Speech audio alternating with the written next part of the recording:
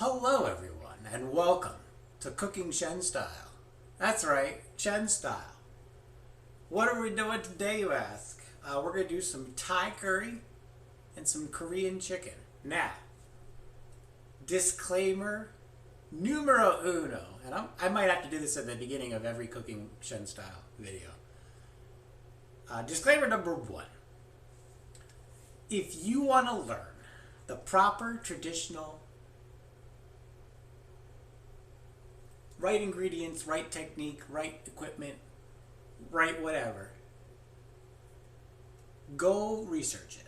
Look it up. Get a book written by someone from that culture who has studied that culture and given you the insights you need to know what you need. I live in America, which means I have American ingredients, I have American equipment, and American taste buds. That's what I work with. So wada. And as much as a purist and food snob that I am, the important thing to keep in mind is that there's almost no such thing as a traditional dish, and all traditional dishes are pretty much garbage, right? So the most traditional dish you can get in Italian cooking is something like a seafood pasta or even like an Alfredo, because the Alfredo that we have in America now is like a weird creamy bechamel cheese garlic sauce, right? But the actual Italian dish was a poverty feel-good food. It was literally melt butter in the pan, melt Parmesan cheese in the butter, and then coat it on pasta with a splash of pasta water. And that was it. That was the original Alfredo.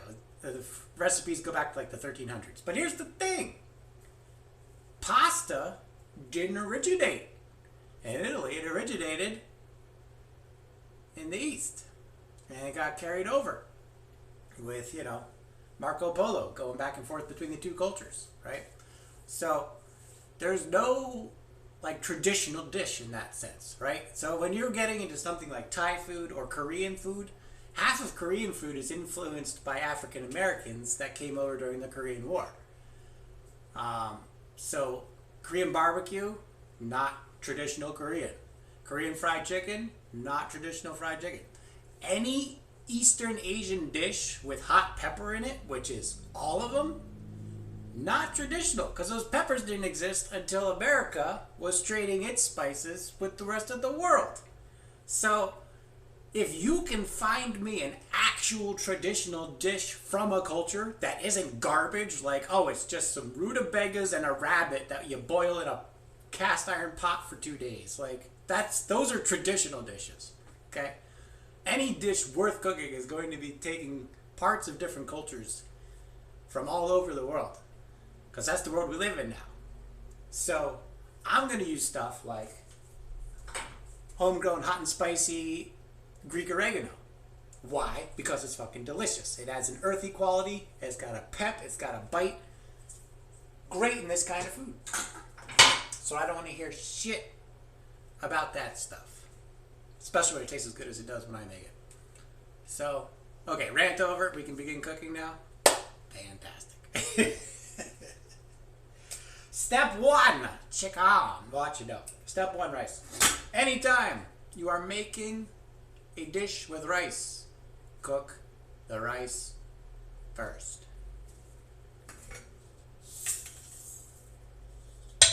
And you cannot cook rice unless you wash rice. So we're gonna wash some rice. You guys want the action cam for this? I'll put you on the action cam. There you go. Hot water, cold water, doesn't matter. Get it in there. Rinse it. Now, there are traditionalists that will do in the pot rinse, and I feel like that wastes a lot more water than running water. Because I could probably get this rinsed out in probably 1.5 pots worth of water, where they're doing 3-4 pots of water. So, matter of preference, but Just get it so the water is clear.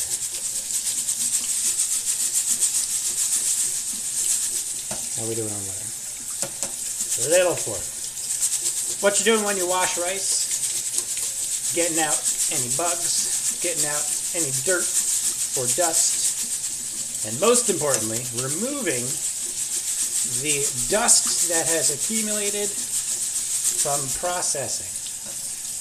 Because most of your rice is going to be hulled or shelled already, unless you're doing like wild black rice or forbidden rice, which I have some really good dishes for. I would like to do sometime, like a stuffed red cabbage leaf. Oh my god, so good. Oh, that's great. Okay, so rice is thoroughly strained. Good to go. Yes, there's chicken there. We'll get to that in just a minute. Straight into pot. Bam, done. Nailed it. Okay, 2 parts rice, or sorry, 2 parts water, 1 part rice. Let me get this back in.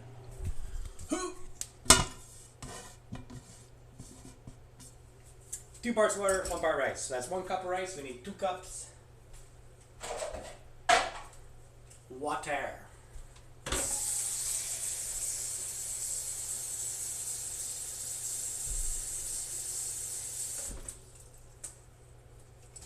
But the idea being, the more starch you can remove from the outside of the rice, the less it's going to stick. And unless you're making sticky rice, you don't want your rice to stick. Never let strainers air dry. That's when they rust. Always wipe them dry, paper towel or regular towel. Keeps them like, look at that. It looks like it's brand spanking new, not a speck on it. This thing is 2 years old, 3 years old. You'd never know.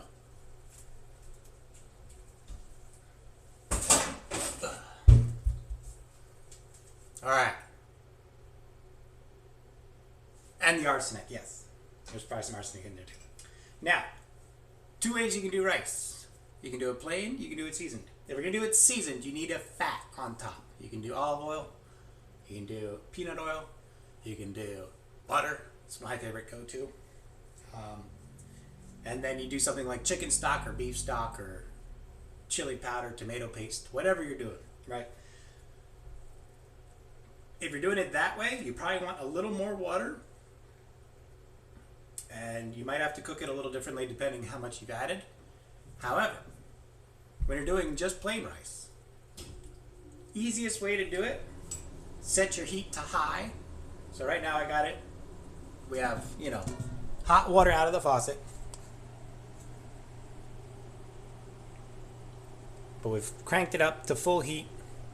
And what we're going to do is we're just going to get it to boiling. And then as soon as it's boiling, we will turn the heat down and cover it. Or excuse me, no. So as soon as it's boiling, we'll turn the heat down. And we will let it cook until the water goes below the top of the rice. Then we turn the heat off, put a lid on it, and just keep it somewhere warm. And it will just steam itself to doneness. And what's great about that is, unlike if you have it on heat, you have to take it off within 20 minutes or you're going to burn the bottom rice. And it can also get very gummy that way because you're over steaming the rice, right? So when you're steaming rice, which is the right way to cook it, you don't want it sitting in water. So we're already compromising because we're cooking in a pot. But the more vicious your boil is, the more steam in the air and the more hydrated the rice is going to be in that gummy way. So we want to get just enough water into the rice to rehydrate it without exploding it and overcooking it. So the lower your temperature, the better. So while the rice is submerged in water, it can't get above 212 degrees Fahrenheit, 100 degrees Celsius. But the moment the rice is above the water, that steam can be 250, 300, 500, 700. There's no limit to how hot steam can be. So once the rice is above the water, you're now at risk of overcooking the rice because the temperature can exceed 212 degrees / 100 degrees, if that makes sense. So we get it boiling as quickly as possible to try to keep the cook as even as possible, and then we turn it down, let it cook until the water goes all the way to the surface, and we coat it, put it somewhere warm. It's very fast, it's very easy. You don't need a timer, and technically you don't even need a measurement. If you're good at eyeballing 2 to 1 in a pot, you can literally just rice, wash, water, boil, turn down, cover, put away. Don't have to think about it for the entire time you're cooking. You just want to make sure it's wider than it is tall for your rice. So it doesn't matter. As long as you're filling it less than halfway, if that makes sense. You want a lot of surface area this way, not a lot of surface areas this way. And again, that's the same reason, right? Is because the correct way to cook rice is just to steam it without it ever sitting in water. So the taller your column of rice is, the more uneven the cook's going to be, because the top is going to be steaming for a lot longer than the stuff on the bottom. So the wider the better. As long as it's more wide than it is tall, you're going to be fine. So pot is boiling. Action cam, go. It's so cool. I have it's literally like a trigger. I'll have to show you guys after stream. So water is boiling. We will stir it. I know there's some people who don't want to stir rice and just let it cook evenly, but I find I get less clumping if I stir. So stir it around, make sure you don't feel any clumps, make sure nothing's sticking to the bottom. Now we turn it down to as low as she goes. My low is actually too low. If I put it all the way to low, I could literally like put my hand on the burner. It's way too low. So I have to leave it on 2 or the water will stop boiling completely. But that's where we're at right now. So turned it down, and we'll just let that boil till the rice is peeking out the surface. Then we'll turn it off, cover it, put it somewhere warm. Now that we don't have to worry about the rice ever again, let's do some cooking, shall we? We're going to do the chicken first, because then we can just let it kind of sit and heat. I have a bigger pan than this, but I don't have a lid for this pan. It's too big. So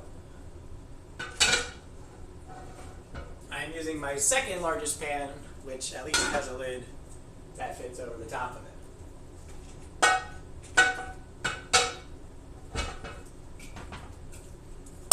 And again, the same concept. Once we get the chicken to where it should be, we can just cover it, turn the heat off, and it'll stay nice.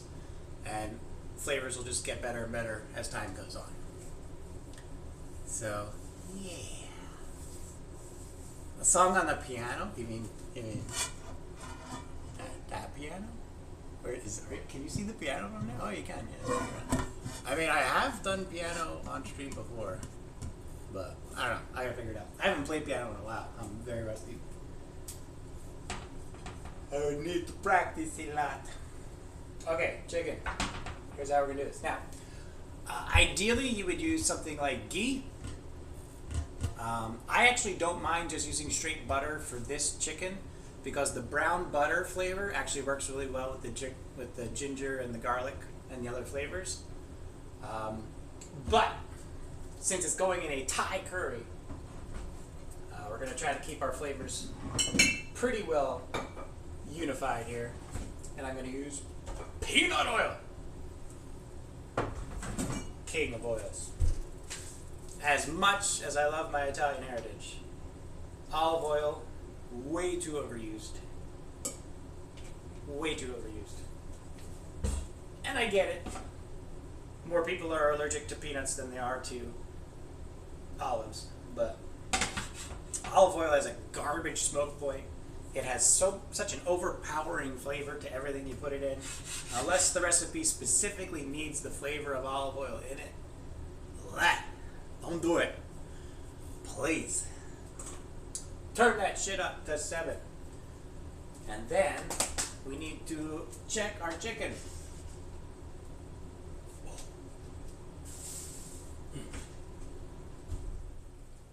Let's get to the cutting cam.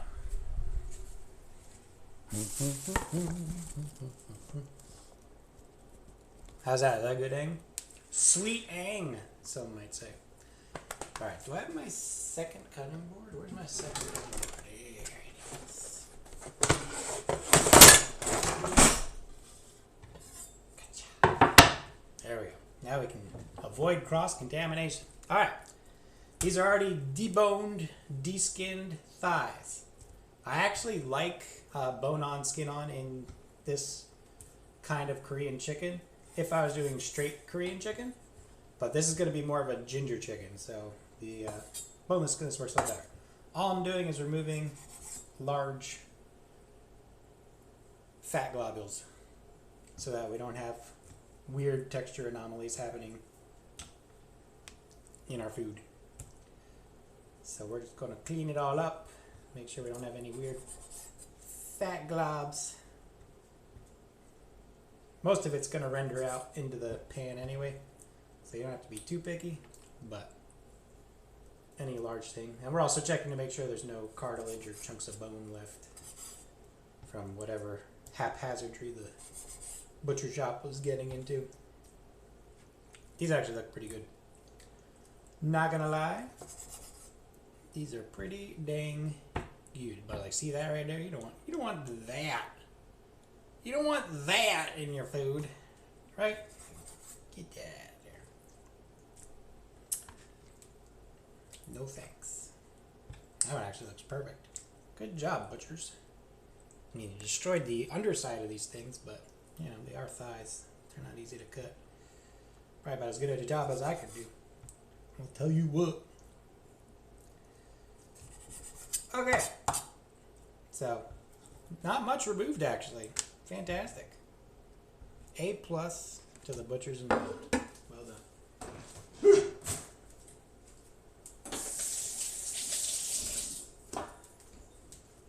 Alright, I'm going to stir the rice one more time because it's getting close to being above the water. Getting there. Shall we? So for the chicken, Korean chili powder. Boom. Garlic powder. Boom. Ginger powder. Boom. Salt. Boom. And Szechuan peppercorn. Szechuan peppercorn has a very like cardamom-like flavor, so it can be overpowering, so you don't need a lot. And yes, we're going to fresh grind it. Because I'm a food snob, that's why.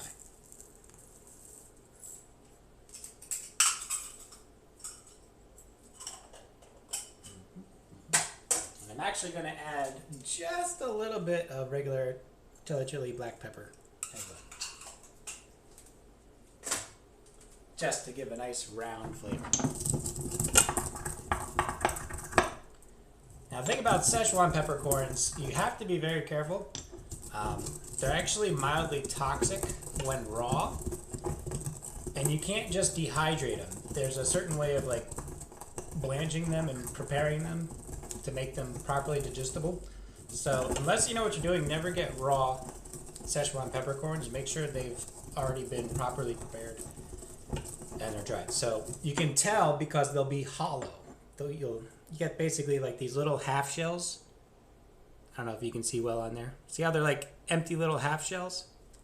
That's what you want. If they're solid bricks like a regular peppercorn, they are not prepared and you need to know what you're doing. So be careful of that. Oh, that smells good already. It's so aromatic. If you've never used Szechuan peppercorns, it's a very unique flavor. Like I said, it's almost like cardamom, but got its own flavor, really. Cool. So, we will take ginger first. Actually, salt first. Salt first. Get every piece of chicken nicely salted. I can't see what I'm doing because those are in the way.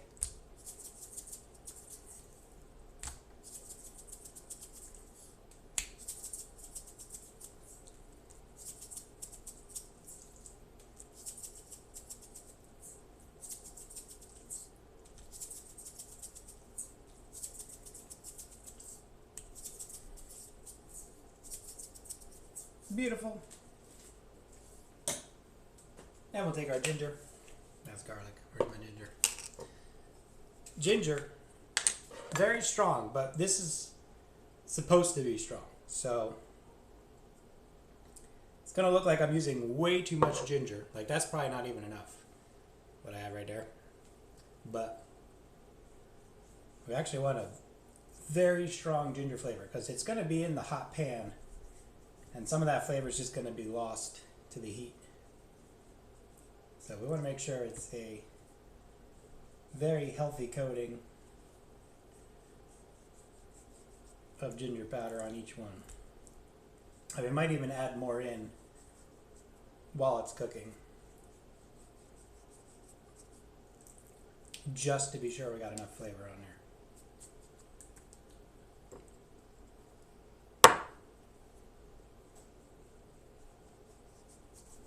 So this is more a ginger chicken than a straight Korean chicken. Straight Korean chicken, I would probably use a fermented black bean paste, which again is a whole nother flavor experience. If you've never had fermented black bean paste, if you ever make like a Korean barbecue or just a basic Korean stir fry, you gotta have the black bean paste in there. It's just so good.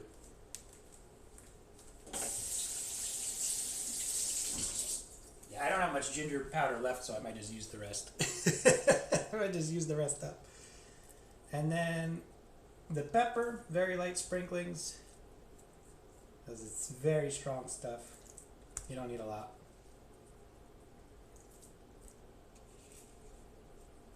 Just a little sprinkle on each one.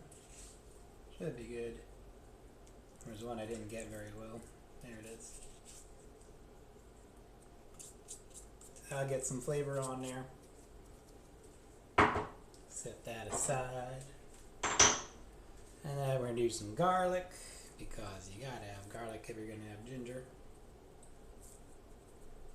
And then you don't want so much garlic that it's going to overpower the ginger. So just a touch. Delightful. That looks delicious. And that should be good. If we need to add some more, we'll add some more flavors at another time. Quick action cam. Whoa! Stand by! The rice is poking out of the water. You see? So we are now in phase 2. Sorry, I had to hold the handle. So we're now in phase 2. All you gotta do, cover it up, turn it off, let it steam in its own heat, and that will be good forever. It'll stay warm and it won't overcook. Fantastic. It's like magic. Okay. Korean chili powder time. Oh, good Lord. Whew. I always put too much. You don't need a lot. And it will be radioactive in color. Like it is. It's a thing. I'll probably again add more as it's cooking, just because some of it will probably burn in the pan. But I always overdo it. Rarely regret overdoing it though. So you know. Woo! Vibrant. Cool. Let's do it. Action cam time. To the pan. Alright, so there's our chicken. It looks amazing. There's our hot pan. Yes, it's hot. Chicken goes right in and it's going to make a huge mess.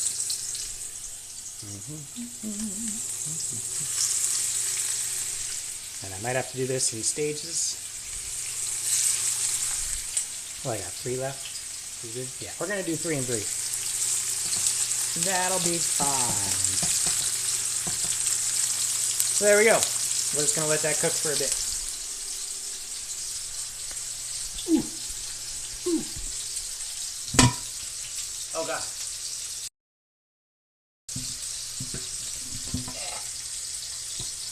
Are we back to how we're supposed to be? Okay. And hopefully you can hear me over the sizzling. We hope. We hope, we hope, we hope. Any questions? Are we boosting we're boosting the chicken already? Fantastic. I really need to turn those off. Ugh. Actually, for this I might just use a fork.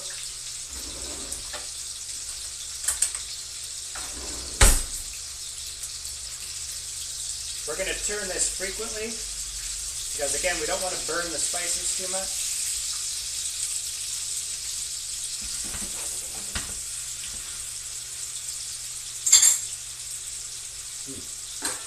And then we're going to need to start cutting vegetables.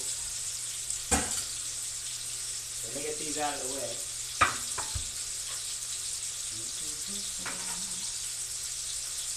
I'll clean out my mortar.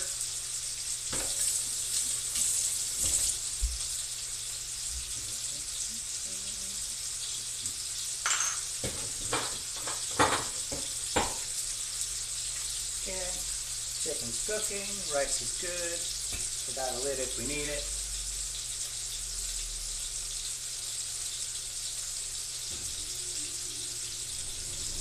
Hopefully it will do. Alright.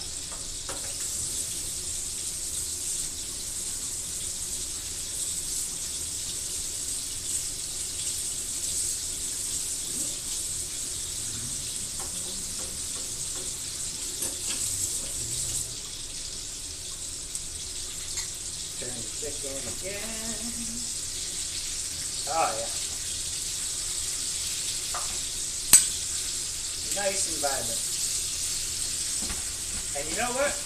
I might even put some butter on this at the end, just to give it a little bit of extra oomph.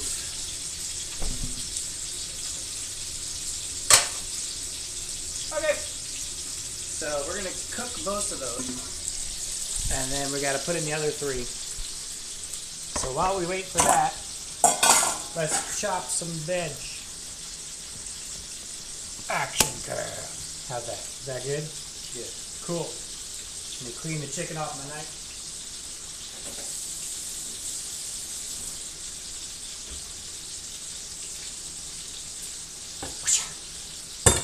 Alright, step 1, carrots. Easy peasy. I already washed my vegetables ahead of time. When you're doing stir fry, you're not going to have time, like, for anything. So you need to make sure everything is already done ahead of time. You need all your spices ready to go, all your sauces ready to go.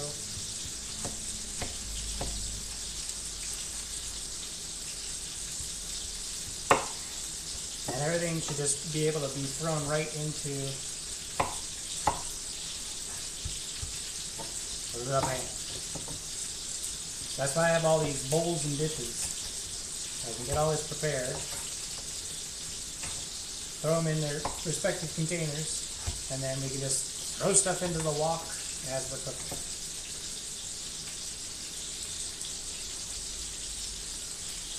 Okay.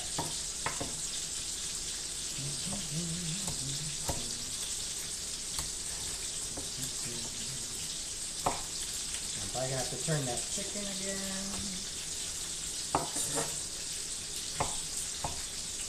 Is this a good angle for y'all, or am I making you nervous with all my knifery?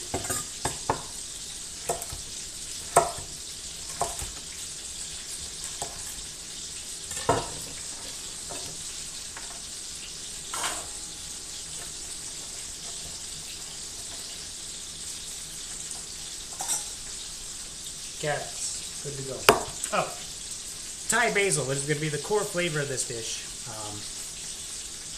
I'm growing it myself, so I have it nice and fresh picked from outside.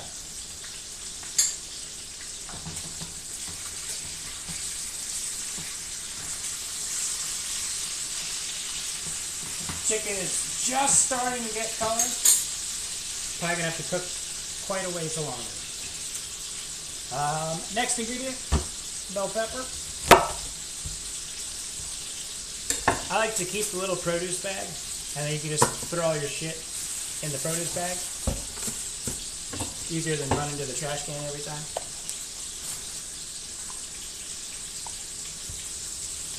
Is there a bad glare coming from something? What is that? What is that? Oh, is that this light? Ah! Success. I did it.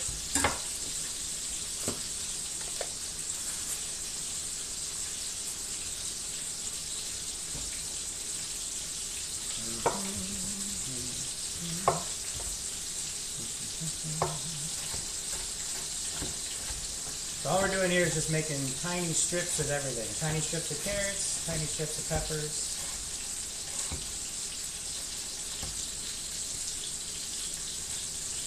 All good. Need a bowl. I'll put it here.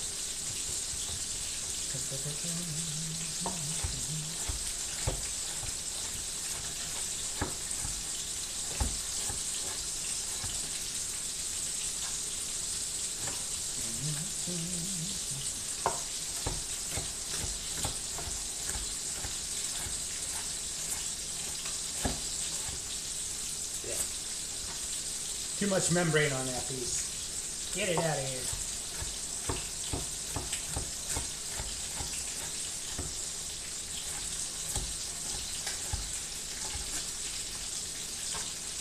Okay, so we got carrots, we got peppers, and we got green beans. Green beans are amazing in side dishes.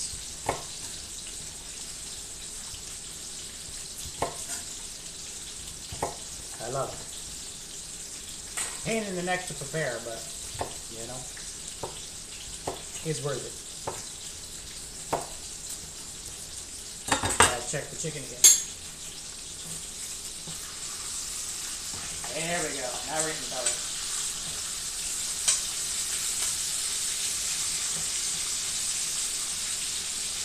Delightful.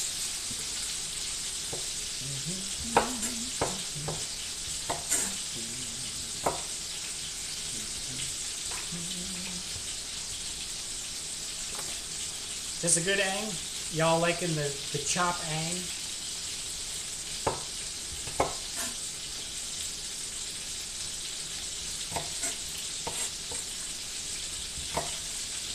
I'm sorry if I'm not catching everything in chat. Feel free to repeat yourselves. I'll hopefully catch it on the second one.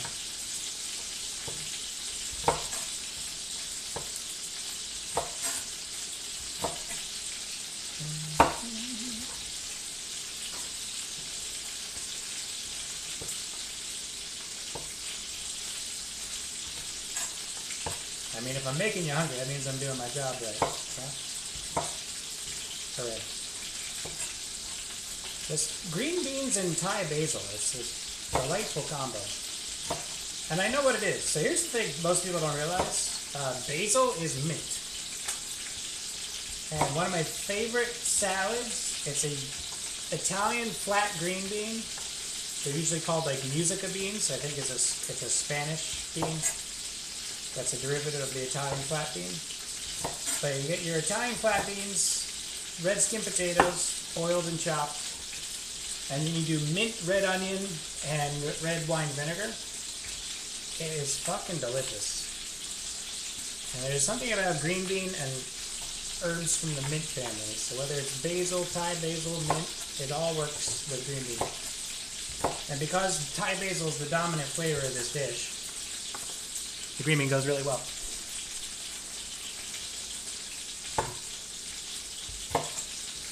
Some combos just work. Woo. Always takes forever preparing green beans.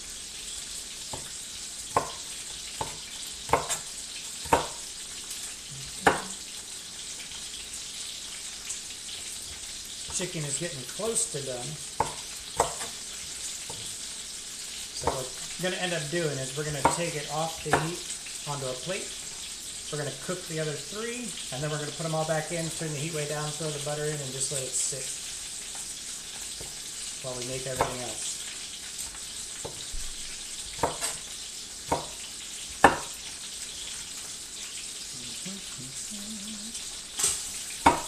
Woo! The chicken's exploding. It's getting angry.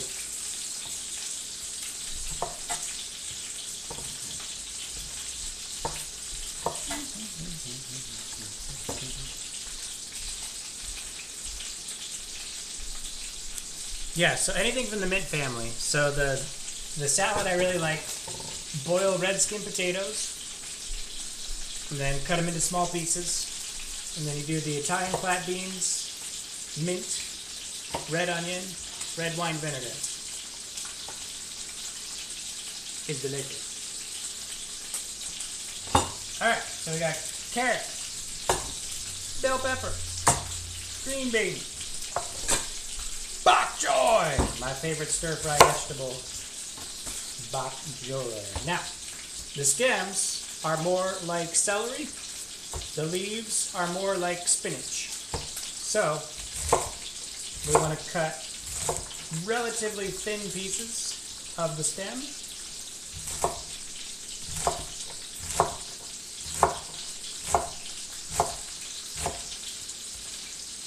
And then we're going to separate that.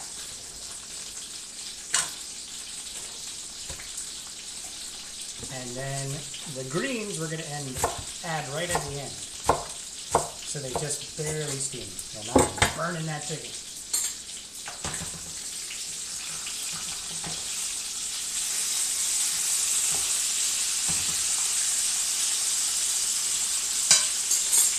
Let's take a look, shall we? Action cam!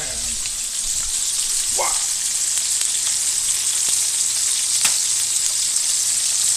Okay. Delicious. Nutritious. That's what we want.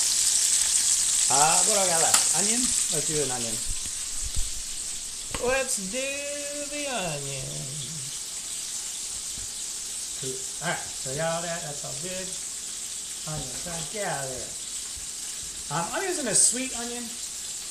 Normally I would use just a yellow onion, but again, there's some very interesting, delicate flavors in this dish, so I don't want to overpower anything.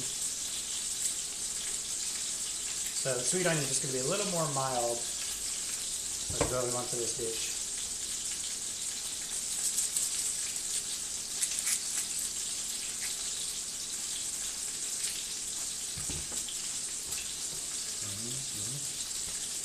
I'm out of containers. Oh no. I was going to keep it on the cutting board. And we're going to do long, thin slivers of onion. It's my favorite way to do onion. Now, here's the thing. I hated onion growing up. And technically still do, because my experience with onion was always like meatloaf and meatballs. And the problem with that is you have very unruly chunks of onion, so the middle never gets cooked properly. And because they're in something, they only ever get steamed. They never actually get cooked. And steamed onions are awful, just like everything else that's steamed is awful, except rice. So, as long as you're caramelizing the onions, they're great. So we're going to caramelize our onions. Alright, this chicken's definitely done. Sacrificial plate. Get it on there. Oh. Tell me that doesn't look like heaven. Woo! And we get our next 3 pieces of chicken in there.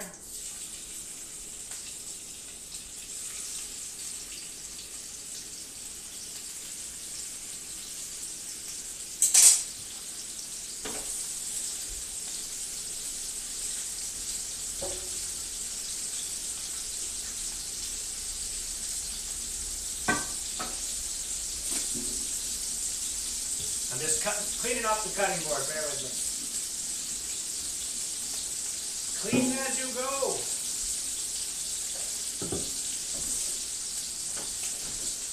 We're going to have a lot of mustache commands to create if we're going to make this stream a regular thing. So, if someone wants to start writing it down, clean as you go.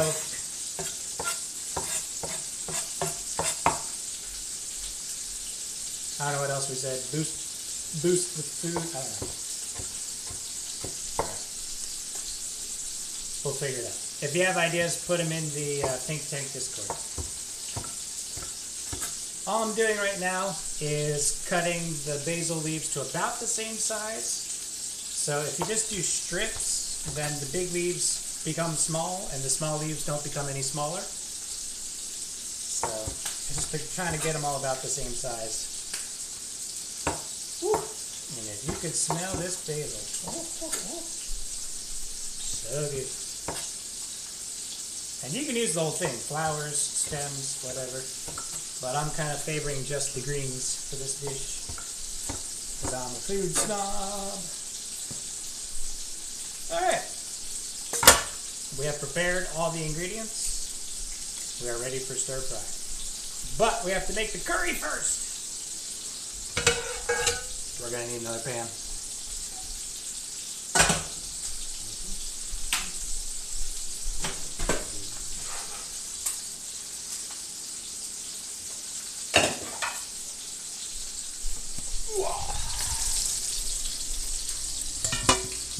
Okay.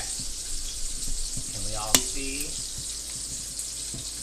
I'm gonna have to arch this a little bit more. I'm probably gonna cut off part of my head, but this way you can see the curry pan. Now,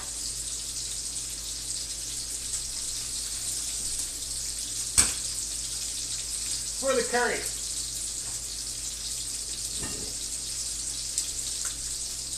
4 ingredients you need for Thai curry. Coconut milk, yellow curry, Thai basil, peanut butter. Now, if you want to use just like creamy dip, go right ahead. The idea is you're making technically like a peanut curry. But peanuts themselves are really bad at translating their flavor to a dish. It doesn't make the sauce taste like peanut, and you just have to wait until you bite into a peanut, which is nice. But it's very bad at translating the flavor if you just put chopped peanuts in your dish. So, the only time I will get chunky peanut butter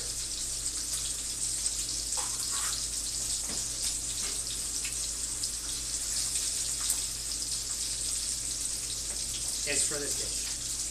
So here we go. Chunky peanut butter, a good amount, because we're going to make a lot of sauce. That's about it. That's good. And we're going to turn that on medium heat. You don't want it too hot. Medium heat should be fine.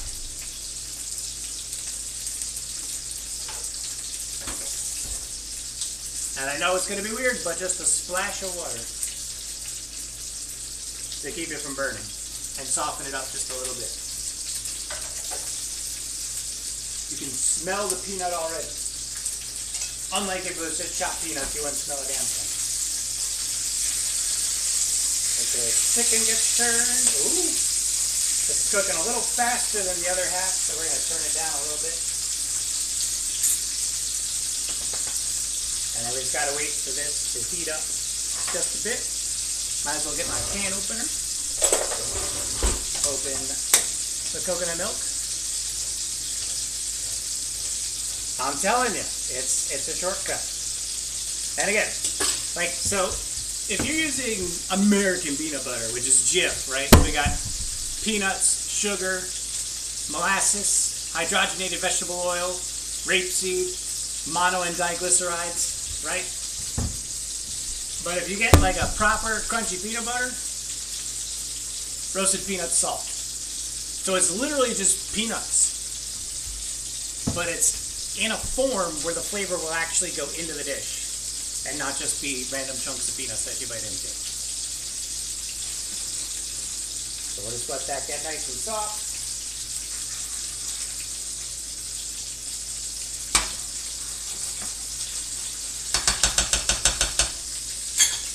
We got our coconut milk ready to add.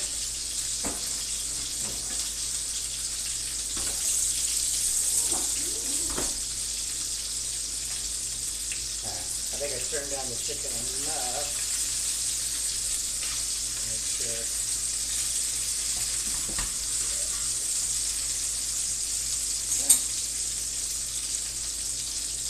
So you can see the rice has been well over 20 minutes now. The rice is perfect. Nice and fluffy. Still hot.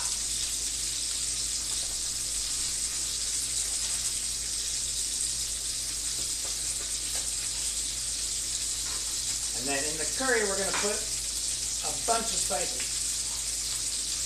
So for the stir fry, I have peanut oil that's been soaking in Thai basil. And we're going to do the garlic powder, ginger powder. Chinese 5-spice was just like nutmeg and nice round earthy flavors like that. And the oregano. Along with the curry and the milk, coconut milk.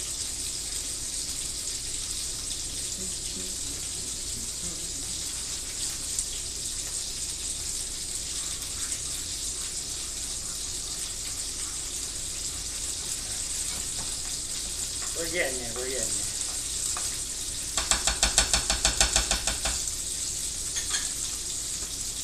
We good so far?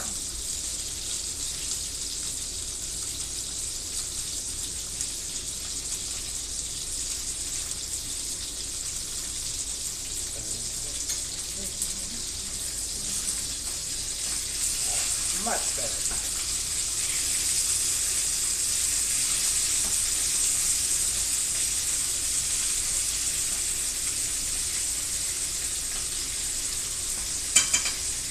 There's grease everywhere. Whoop. So we're just starting to get a boil on the peanut. I might actually need to add more water to this. You see how thick it got already?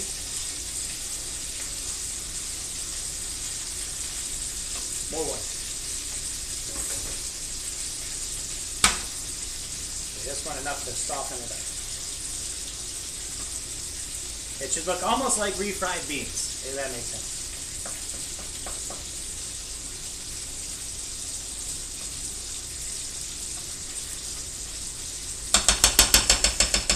Okay.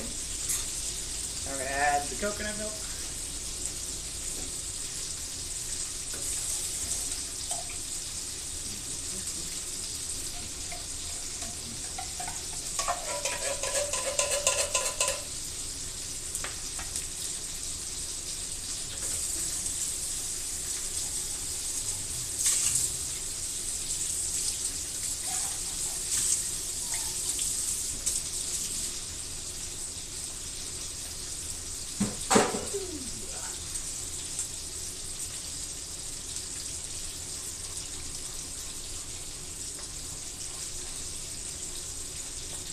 It's got to let it all come together.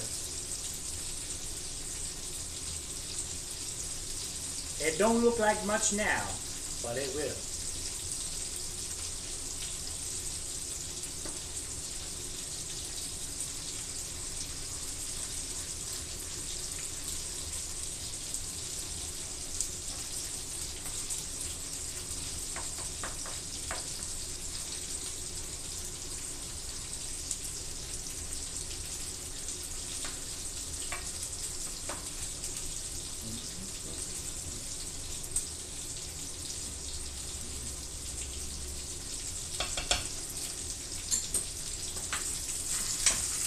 Chicken's just about done.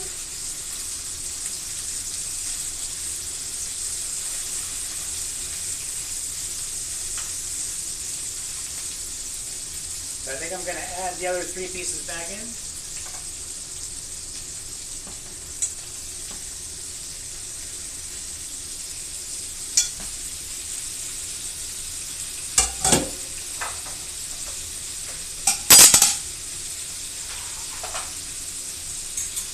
Add some butter.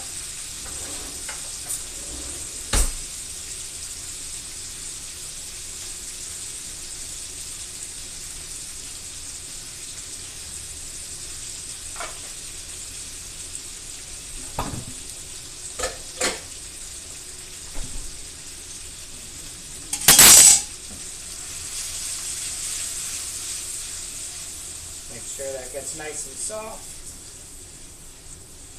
Oh, that smells heavenly.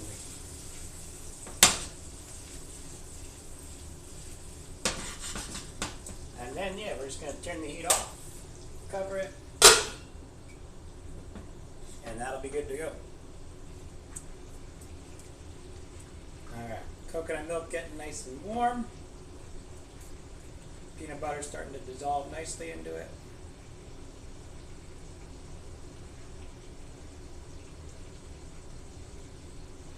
Y'all see okay? That's chicken thighs, by the way, chicken thighs. It's just peanut butter, a little bit of oil to soften it to about a refried bean consistency, and then coconut milk.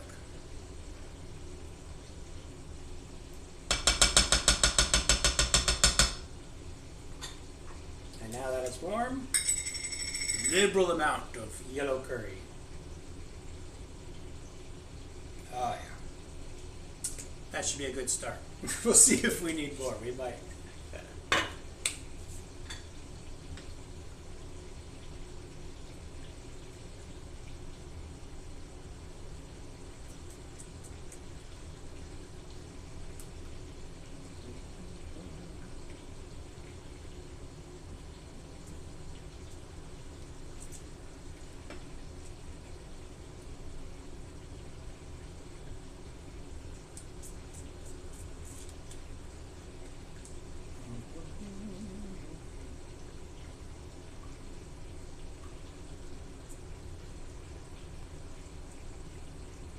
Everything's good. Sister Ann, subscribe for 19 months.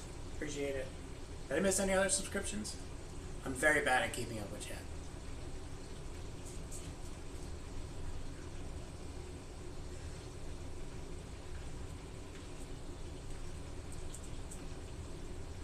Alright, we're gonna need more curry powder, I think. It's not nearly yellow enough. This looks more like buttermilk. We want curry.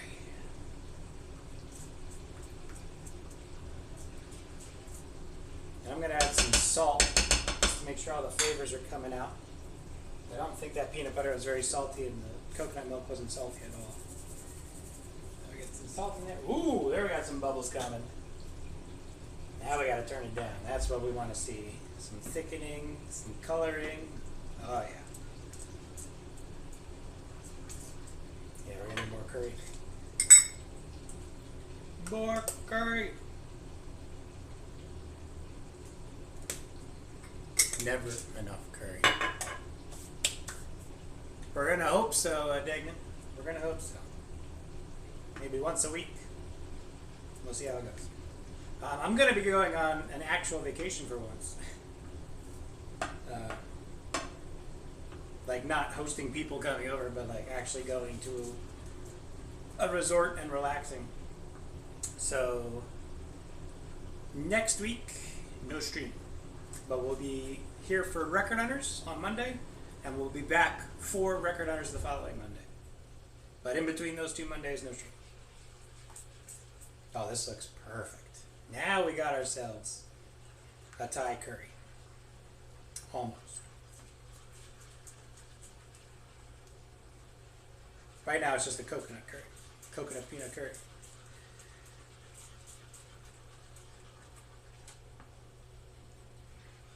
See that nice, rich yellow color? Oh. Oh. If we want to get real crazy, I'd throw some green chili powder in there. Alright, so let's just get the rest of the ginger in there for flavor, since I'm out anyway. Let's get our Chinese 5 spice in there to give it a nice earthy flavor. What is going on here? Oh, I'm out of that too. Shit. A little bit of garlic, not a lot, just a little. Okay. Now we have our homegrown spicy oregano. Again, if you want to use, I don't know, you could use cardamom, you could use cumin, you could use gochujang, like whatever aromatic, strongly spiced herb you want to use would go well in this. But remember, the main star of the attraction, Thai basil. Now we're going to be going to Colorado. It's going to be nice. Haven't been to Colorado in 4 years, 5 years? 4 years. So it'd be nice to go back and see some people. And we're going to have to turn this way down because it is boiling already. Alright. Thai basil. In. Delightful. And now this also goes into the holding pattern. I'm going to taste this as soon as it all kind of comes together real quick. Make sure it's not missing something. I can smell the peanut. I can smell the curry. Can't smell the basil yet. There it is. But that is a curry. Look at that. Yellow. Holy shit. So you got to trust the process. Remember how awful it looked when it was just white coconut milk and refried bean consistency peanut butter? But now look at it. Delightful.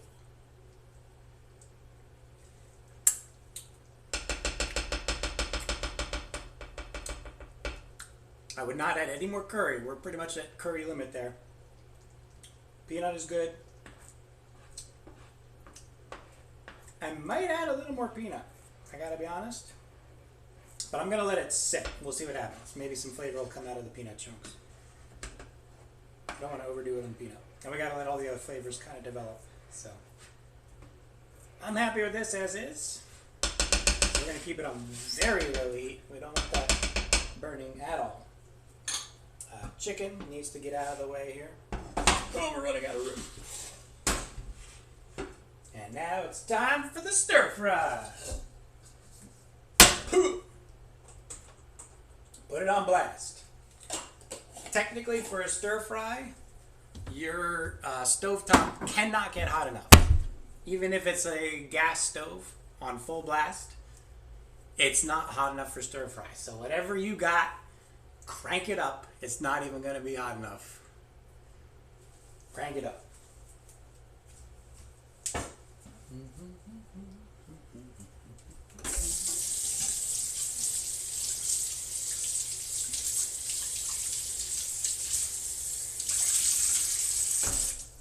Just cleaning off my utensils here. And then I got my peanut oil with Thai basil soaked in it for the stir fry. I got my salt. I don't think we're going to use any more Korean chili powder because the chicken seems fine.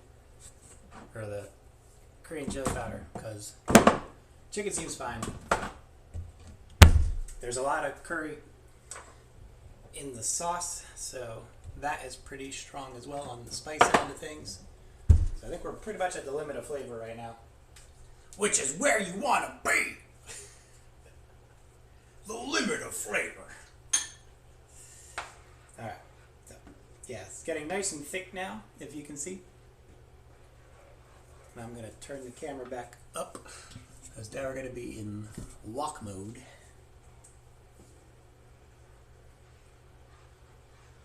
That looks really good. Okay, so we got that blasting. Everything else is keeping warm. I'm going to put salt in here first, because it doesn't matter. And then I'm going to get a little bit of soy sauce, a little bit of fish sauce, and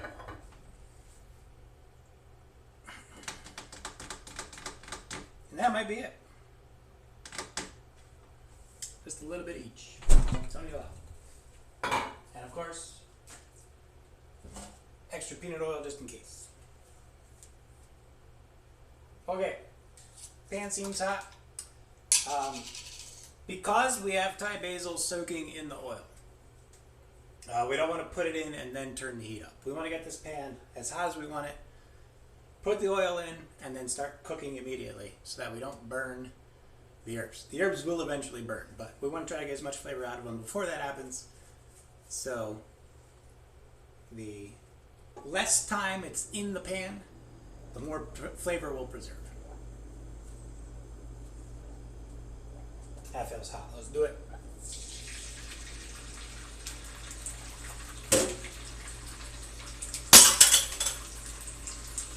First thing in, onions right away. Now, if you like kind of a raw crunch onion, you can use white onion and not cook it very long. And in this dish, that would actually probably work pretty well. But I like a nice caramelized onion. So we're going to get this nice and softened so that by the time we're done, you won't even know there's onions in here. They'll just be melted gooiness, making everything delicious. Make sure this is stirred one more time. Yeah, that looks pretty dang good. I like it. So, one last taste test on the curry.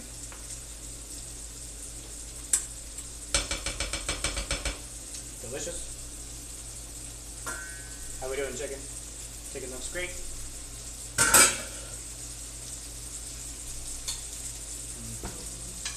Oh yeah. Soft, tender. It's literally falling apart just from a fork. Actually fantastic. Now there's two ways you can do this. Normally when I have the chicken with the bone and the skin, I'll make it more barbecue-y, like get it really blackened, really seasoned, and I'll just put it on the top of the dish. But because these are boneless and skinless, I'm going to put the curry onto the chicken and just hope it picks up all that extra flavor. So here we go.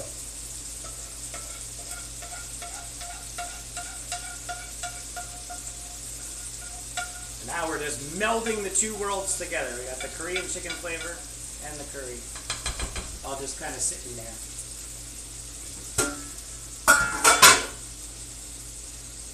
And we'll get that on the low heat so it stays warm. Get it stirred up so that everything's nice and coated. Mix it all together.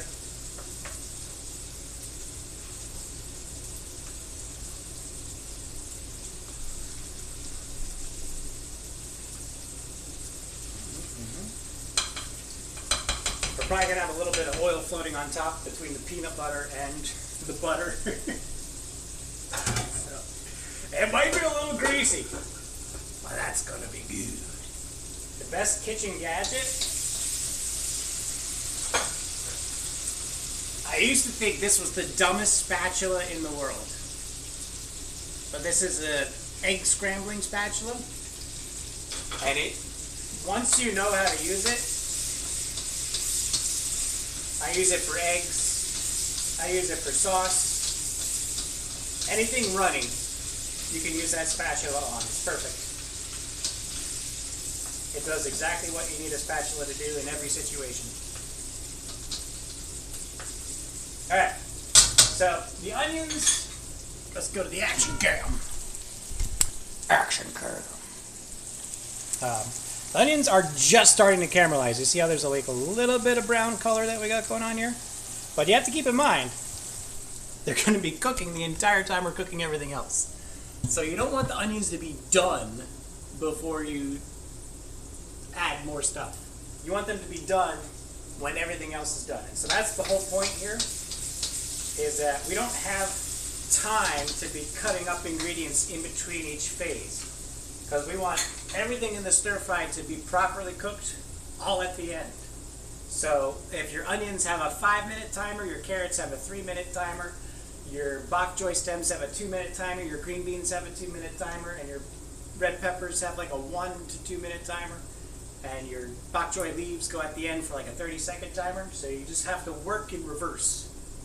So now that they're just starting to caramelize, we're going to throw the carrots in. I'm going to start cleaning up dishes as we go here.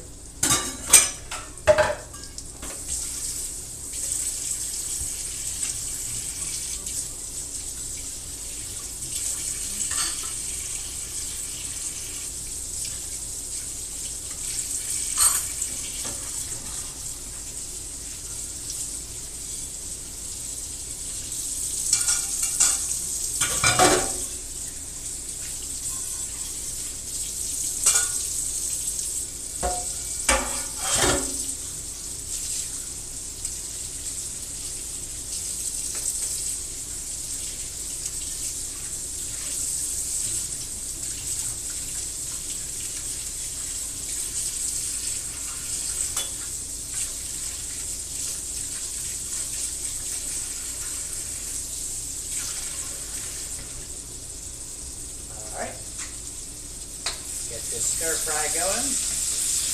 And as you can see, my stove is not nearly hot enough, even though I have it cranked up all the way. It's just not physically possible. So we make do with what we got. And now you can see the onions are getting very well cooked. To the action cam! So now you can see they're already translucent. They were like white a minute ago. That one's already getting caramelized on the bottom. So you can see how fast they go. So like I was saying, you want to make sure everything's done at the same time. So don't wait until they're done to add the next ingredient. And I don't mind a crunchy carrot in a stir fry, so I'm not going to cook the carrots too much longer than everything else. We're going to get the bok choy stems in there. Again, they're more like celery, so they take a while to kind of soften up.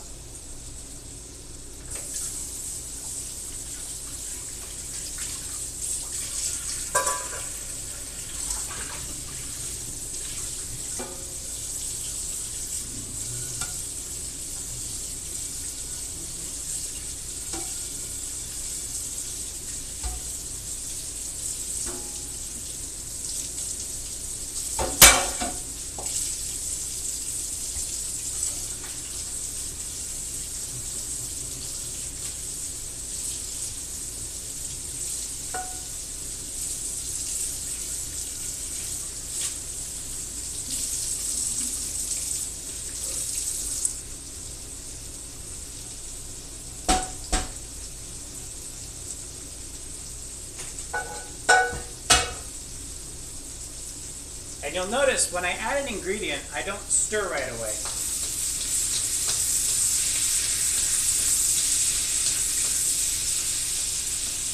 And again, that's to preserve the temperature. So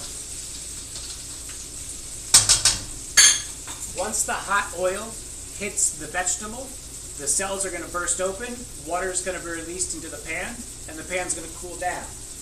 By adding the ingredient on top first, it steams, which will get it up to temperature, so that when you then stir it, the water that gets broken out into the pan is already at least boiling temperature, not room temperature. So you can conserve more heat in the pan by letting them steam on top first, then stirring them in.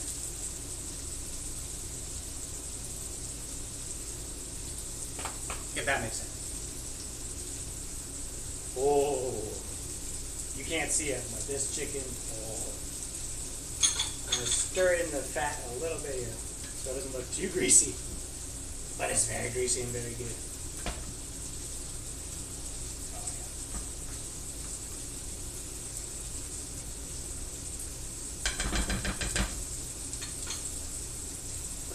Let me get your action cam here.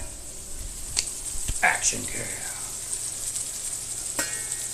Oh my fucking god. I know, it looks greasy as hell, and that's because it is.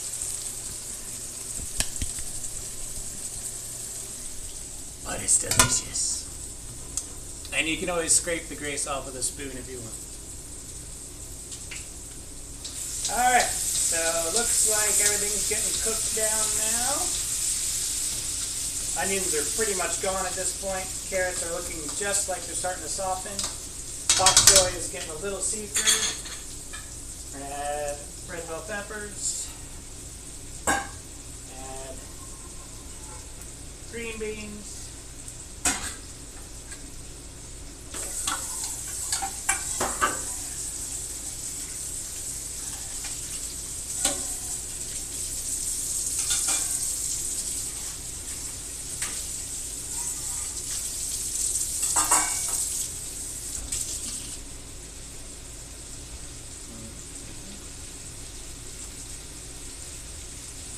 I don't think we're going to need any more oil in this, so we're good to go on that. Don't need my vegetable refuse. We're looking good to go here. So the peppers and the green beans I barely want to cook. Pretty much just blanching them.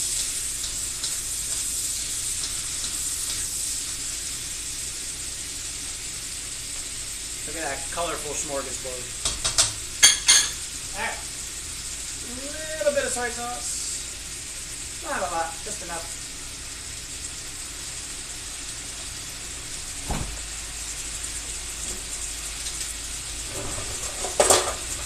A little bit of fish sauce.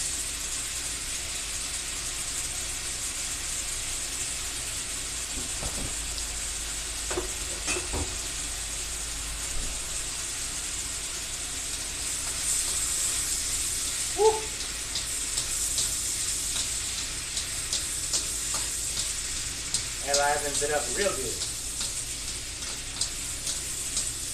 Could even add a little bit of rice vinegar if you want to really give it some bite. But again, we got so many flavors going on with the curry and the Korean chicken. Not really necessary.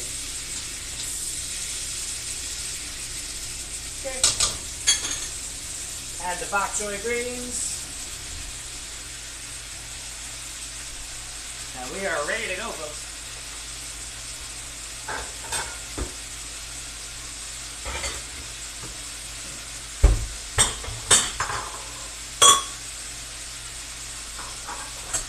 So again, you'll see the rice still hot. I guess you can't see the steam, but I can.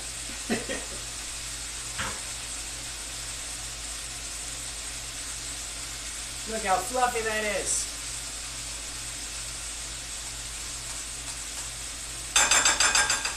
Like, make sure the rest of it doesn't clump up.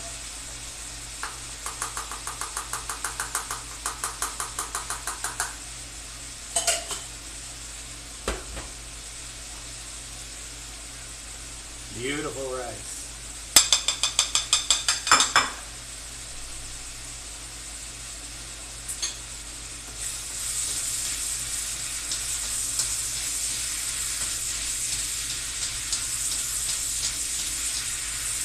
Veggies look good to go.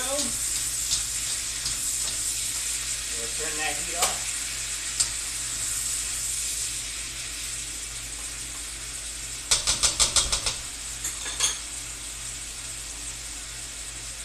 I'll get you your action cam here for the finished product.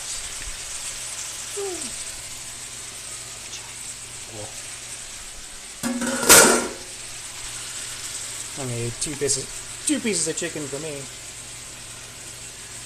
How many of you guys want? Oh God, look at that. It's falling apart. It's falling apart.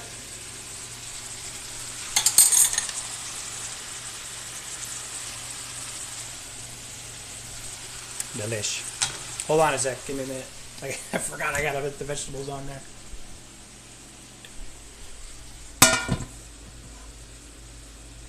Okay. Vegetables.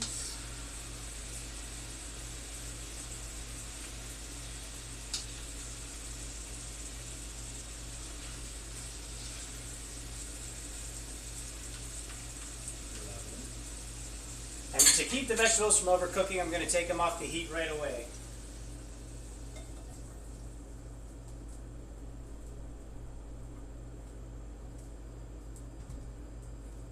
So, immediately into a dish. Don't even have to heat the dish. You have a cold dish, so get the temperature down pretty fast. And then all we got to do is take some sauce. Cover everything with it.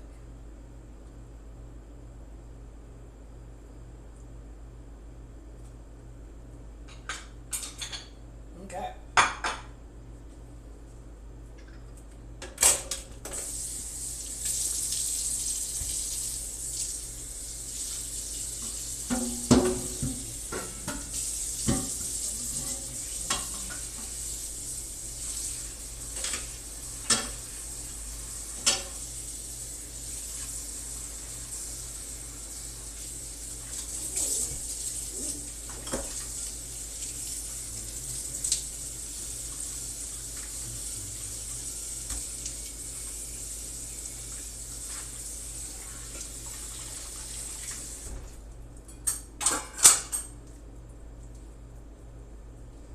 Okay, let's see how we did. A couple things things I just need to wipe down real quick. There's grease everywhere.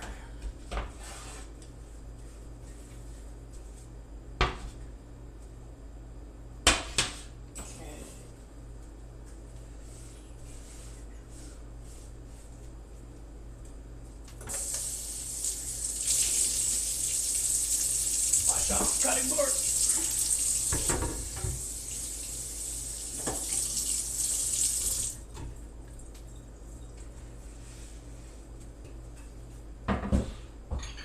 Get that rinsed off.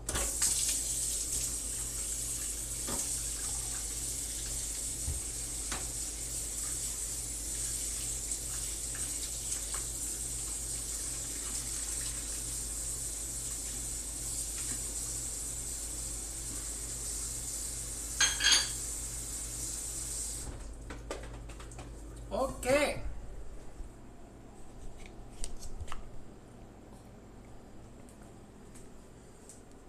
Nice and clean. Dinner is ready.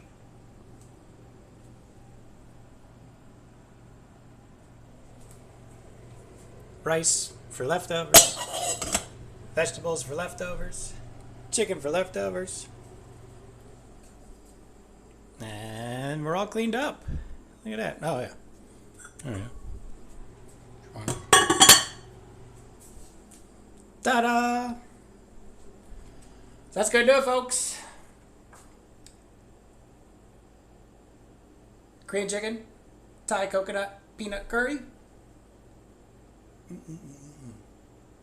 We'll see ya next time on the Cooking Shenstyle.